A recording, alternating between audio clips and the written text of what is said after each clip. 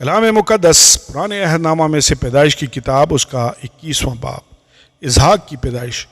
اور خداوند نے جیسا اس نے فرمایا تھا سارہ پر نظر کی، اور اس نے اپنے وعدہ کے مطابق سارہ سے کیا۔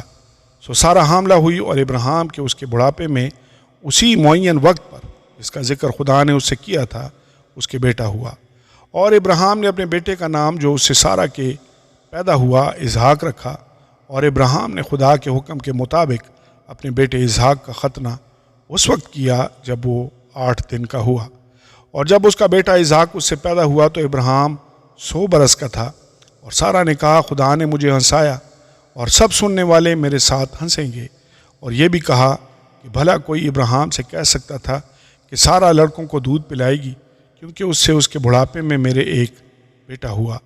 اور وہ لڑکا بڑھا اور اس کا دودھ چھڑایا گیا۔ اور اسحاق کے دودھ چھڑانے کے دن ابراہیم نے بڑی ضیافت کی۔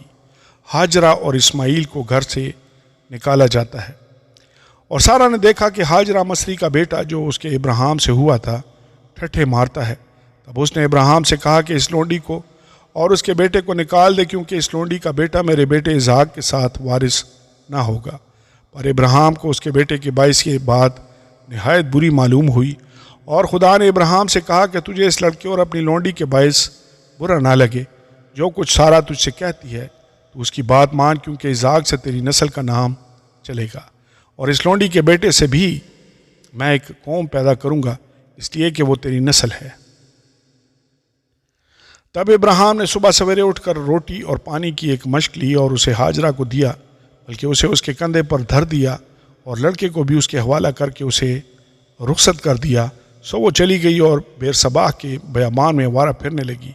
اور جب مشک کا پانی ختم ہو گیا تو اس نے لڑکے کو ایک جھاڑی کے نیچے ڈال دیا، اور آپ اس کے مقابل ایک تیر کے ٹپے پر دور جا بیٹھی، اور کہنے لگی میں اس لڑکے کا مرنا تو نہ دیکھوں۔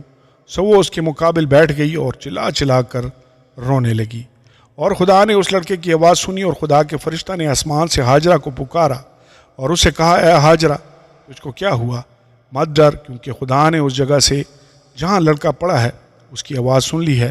اٹھ اور لڑکے کو اٹھا، اسے اپنے ہاتھ سے سنبھال، کیونکہ میں اس کو ایک بڑی قوم بناؤں گا۔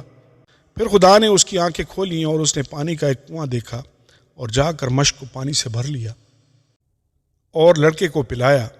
اور خدا اس لڑکے کے ساتھ تھا، اور وہ بڑا ہوا اور بیابان میں رہنے لگا اور تیر انداز بنا، اور وہ فاران کے بیابان میں رہتا تھا۔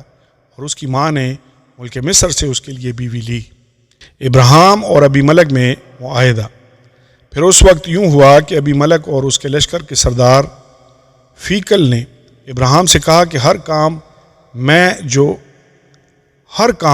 جو تو کرتا ہے خدا تیرے ساتھ ہے، اس لیے تو اب مجھ سے خدا کی قسم کھا کہ تو نہ مجھ سے نہ میرے بیٹے سے اور نہ میرے پوتے سے دغا کرے گا، بلکہ جو مہربانی میں نے تجھ پر کی ہے ویسی ہی تو بھی مجھ پر اور اس ملک پر جس میں تو نے قیام کیا کرے گا۔ تب ابراہیم نے کہا، میں قسم کھاؤں گا۔ اور ابراہیم نے پانی کے ایک کنویں کی وجہ سے جسے ابی ملک کے نوکروں نے زبردستی چھین لیا تھا ابی ملک کو جھڑکا۔ ابی ملک نے کہا، مجھے خبر نہیں کہ کس نے یہ کام کیا، اور تو نے بھی مجھے نہیں بتایا، اور نہ میں نے آج سے پہلے اس کی بابت کچھ سنا۔ پھر ابراہیم نے بھیڑ بکریاں اور گائے بیل لے کر ابی ملک کو دیے، اور دونوں نے آپس میں عہد کیا۔ اور ابراہیم نے بھیڑ کے 7 مادہ بچوں کو لے کر الگ رکھا۔ اور ابی ملک نے ابراہیم سے کہا کہ بھیڑ کے ان 7 مادہ بچوں کو الگ رکھنے سے تیرا کیا مطلب ہے؟ اس نے کہا کہ بھیڑ کے ان 7 مادہ بچوں کو تو میرے ہاتھ سے لے، تاکہ وہ میرے گواہ ہوں کہ میں نے یہ کنواں کھودا۔ اسی لیے اس نے اس مقام کا نام بیرسبا رکھا، کیونکہ وہیں ان دونوں نے قسم کھائی۔ سو انہوں نے بیرسبا میں عہد کیا۔ تب ابی ملک اور اس کے لشکر کا سردار فیکل دونوں اٹھ کھڑے ہوئے اور فلسطینیوں کے ملک کو لوٹ گئے۔